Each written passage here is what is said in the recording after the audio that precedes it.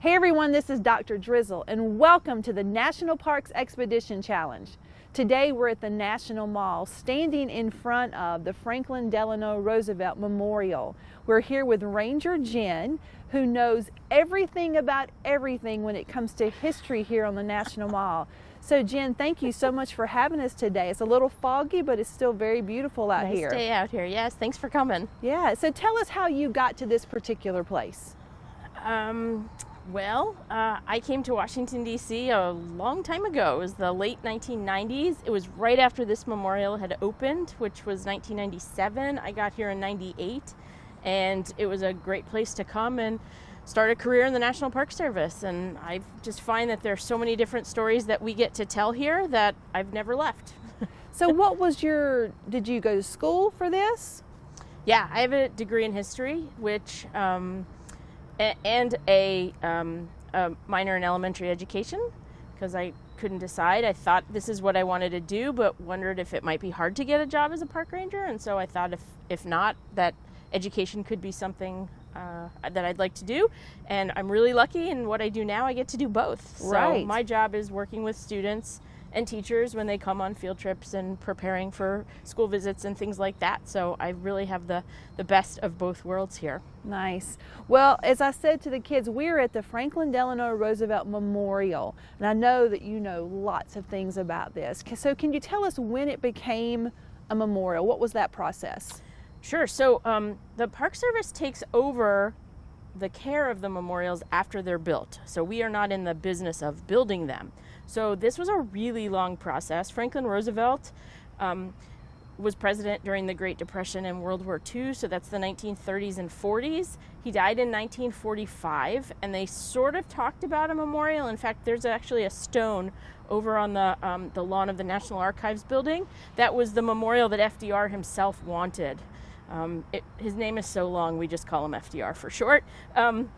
And it's a stone about the size of his desk, because he told one of his colleagues, who was a Supreme Court justice once, that if ever they're going to build a memorial to me, I want it this big. And he was talking about the top of his desk, and he wanted it to be a very simple white stone with his name and the dates he lived, and it's on the corner of 9th and Pennsylvania Avenue. You can go find it there today. So I think he'd be a little surprised that now he has a 7.5-acre very expensive memorial.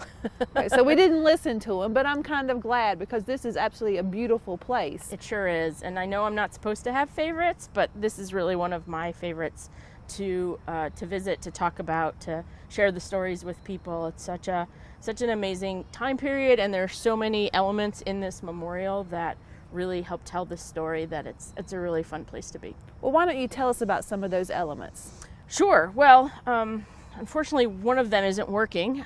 We have these waterfalls throughout this memorial, which was in honor of the fact that FDR himself loved water.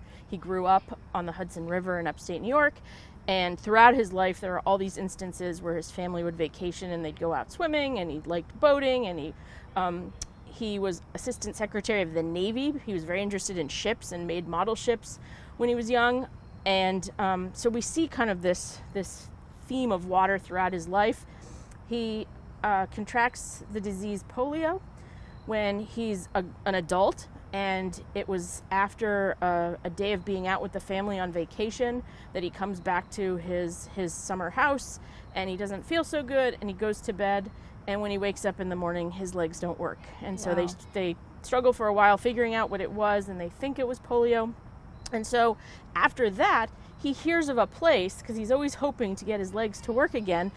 He hears of a place down in Georgia where he can go called Warm Springs. And so he creates this facility for folks with disabilities where he could go, not worry about his wheelchair being seen. He could swim and hang out with folks who had similar conditions. And it was this amazing facility for folks. And so that's where he is when he dies in 1945. And so there's this whole string of water throughout his life. The creator of this memorial said water should be a theme. I mean, it was something that was a requirement of the design, but he liked the waterfalls because it made this more like a park. Like, we're in the middle of the city, but this could feel like a park. And because you'll notice probably at some point that we're near an airport, and so the planes are flying overhead, and it would be a nice way to drown out the planes. makes it tough on a ranger trying to talk to people when you've got water and airplanes and all, but it really is, it's a great feature to help reinforce the story of FDR. All right, so what else is here? So there are a lot of different statues. The idea of this memorial, the design, is that it's divided up into 4 outdoor rooms because there were 4 terms. He's the only president elected 4 times. So there's one room for each term of his presidency. So his first term has waterfall. His second term, which is right where we are now, deals with the Great Depression that he had to help overcome. And so it's statuary of folks living through the Great Depression, whether they're in the bread lines in the city or the farms out in the Midwest. There's a great statue behind me here of an American listening to FDR on the radio. That was his way of communicating with people. And it's so funny for us today who are all used to our phones and getting instant news. This was a big deal when FDR got on the radio to talk to people and let them know that he was out there trying to help people fix the Depression. There's an artwork behind this wall that deals with the New Deal, his plan for putting people back to work. The third term room deals with the war, World War II, and so the blocks are tumbled over to give you the sense of what it was like if war was happening or a bomb had gone off and the chaos that creates. And the fourth term, FDR died very early in his 4th term, so there's a piece of artwork that represents his death. It's called the Funeral Cortege, and it's the horse without a rider pulling the coffin and the folks behind him just mourning his death. I mean, imagine president for 12 years. For some of our viewers, that's longer than they've been alive. To have the same president that long, there was a real attachment and a real sense. I remember talking to some World War II veterans there years ago who told me when they were all fighting off in the war, and when they heard word that FDR had died, they thought they would never get home again because they thought the war couldn't end without FDR there to lead the country. And one of the neat features of this memorial, which you don't find anywhere else, is a statue of the First Lady. Eleanor Roosevelt has a statue in the 4th term room, and that's impressive because she is worthy of a spot here. She did a lot of work for FDR, but she did a lot of work on her own, and she carries on the legacy of FDR. And I actually forgot one more important person. FDR sitting in room 3 with his dog, Fala. Forgot him. Sorry, Fala. So you said that he was sitting, right? And we know that he contracted polio. So tell us about the challenges when they were building this. I know that they had one of the reasons it was, they were asked to build it this time, but then it took like 15 years or so before it actually happened. What was the deal with that? Well, so there were a lot of different designs. There were 2 or 3 different artists at one point in time. Some of it has to do with politics and who's in charge of the memorial commissions and quite honestly, in the 50s, there wouldn't have been a real push for a memorial to FDR based on politics and things. So part of it is design. The controversy with the wheelchair develops early on with this plan, I think, because FDR hated to be seen in the wheelchair. He didn't want people to know that he couldn't walk, fearful that maybe they wouldn't vote for him or think that he was not a strong leader. And so whenever he was photographed, it was either sitting somewhere where you couldn't see his chair or standing up after he had been, kind of led to a podium where he could hold on and not be seen that he had leg braces on. And the media was very respectful of this, which is so hard for us to understand today that could be possible, and especially when everybody has a phone in their pocket, that it's an amazing thing. Of the thousands and thousands of photos of FDR, the library at Hyde Park, where his presidential library in New York, they say there are 4 photos where you see him visible in the wheelchair. So the original artist's design here was, if FDR didn't want to be seen in a wheelchair, we shouldn't do that. And I sort of have a personal story with my career here because I started on my first day working at this memorial. I had been in the park about a month, and my first day here was the day they announced that wheelchair statue was going to be added. And this was a big deal because everyone was really not in favor of it, but there were groups that really were promoting this. And I just remember being here. There was going to be Secret Service. There was going to be a big deal because the vice president, who at that time was Al Gore, was coming to announce that this is happening. And it was like the rookie park ranger who didn't know anything about this place and didn't know what to do and was going to have all these dignitaries around.